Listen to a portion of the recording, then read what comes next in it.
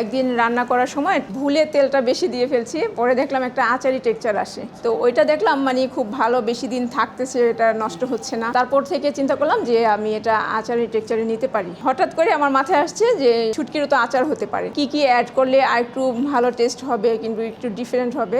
তো সেটা দেখলাম, তারপর দেখলাম যে একটা পর্যায়ে খেতে টেস্ট ভালো একটা আচার হয়েছে। বাংলাদেশে যে এত মানুষ শুটকি পছন্দ করে, আমি যদি এই আচারটা বিক্রি না করতাম তাহলে বুঝতেই পারতাম না। আচারটা যখন আমি তৈরি করলাম তখন আমার ফ্যামিলির সদস্যদের খাওয়ালাম যে দেখো এটা কেমন। তো ছেলে মেয়ে ওরা সবাই বললো যে হ্যাঁ ভালো, তো এটা ভালোই খেতে। অনেকে শুটকি পছন্দ করে না, তো ওই ফ্লেভারটা কিন্তু মানে এখানে আর থাকে না, খারাপ ফ্লেভারটা থাকে না। আমি অনেক শুটকি খাইছি, কিন্তু দেখা গেছে যে তেল দিলে এটা একটা আচারি টেক্সচার হয়। তো সেদিনই ঠিক করলাম যে আমি আর শুটকি রান্না না, শুটকি দিয়ে আমি কিছু বানাবো। ওয়ালটন এসি এক্সচেঞ্জ অফারে এখন যে কোনো ব্র্যান্ডের পুরাতন এসি বদলে নতুন ওয়ালটন এসিতে উপভোগ করুন 25% ছাড়। Walton air conditioner, comfort without compromise. তারপর এই আচারটা আর কি তৈরি করেছি।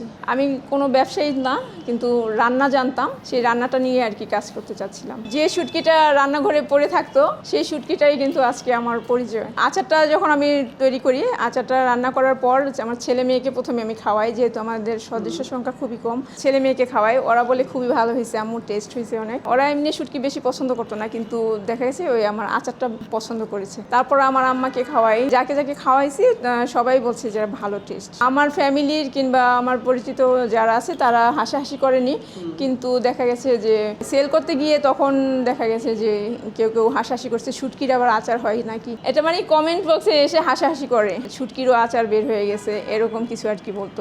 কিন্তু এখন আবার এই ব্যাপারটা মানে ঘুরে গেছে। বাংলাদেশে এত শুটকি প্রেমী আমি তো জানতামই না আগে, তো এখন অনেকেই পছন্দ করছে, রিপিট কাস্টমার আলহামদুলিল্লাহ। এই 5 মাসে এমন লোক আছে যে আমার থেকে 5 থেকে 10 বার রিপিট করেছে আচারটা। আমার এই শুটকির আচারটি এখন এত পপুলারিটি হয়েছে যে এখন দেশের বাইরেও এটা যাচ্ছে, বাংলাদেশে যারা আছে তাদের রিলেটিভদের কাছে পাঠাচ্ছে। শুটকির আচার হচ্ছে প্রথম সেল যিনি করেছেন, সেদিন শুটকিটা আমি পাঠাবো যে ওইরকম প্যাকেজিংটা ভালো করছিলাম না, প্যাকেজিংটা ভালো না করাতে এটা লিকেজ হয়েছিল।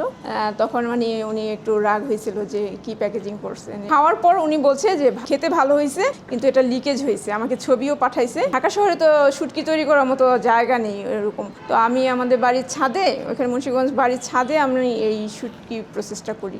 মানে আগে আমি যেভাবে তৈরি করতাম নিজে খাওয়ার জন্য, ওইভাবে শুটকিটা আগে তৈরি করি ওখানে রোদে শুকিয়ে। বাজারের যে কেনা শুটকিগুলি আছে ওইগুলিতে কীটনাশক থাকে, তো ক্যান্সার হয়, মানে বিভিন্ন ধরনের রোগাক্রান্ত হয়। তো তখন থেকে মানে আমি খাওয়া বাদ দিয়ে দিয়েছি। তারপর আবার চিন্তা করছি যে শুটকি আমি এত পছন্দ করি, তো এটা আমি বাদ দিব কেন। আমি বাজার থেকে আনি শুকাইয়ে তারপর আমি এটা বিক্রি করি। তো যখন আমি ব্যবসায় আসছি তখন আমি চিন্তা করছি যে শুটকির আচার যখন আমি তৈরি করব, আমি যেভাবে খাই সারা বছর সেইভাবেই আমি শুটকিটা তৈরি করে বিষমুক্ত, কীটনাশক মুক্ত একটা শুটকি দিয়ে আমি আচারটা তৈরি করে সবাইকে দিব।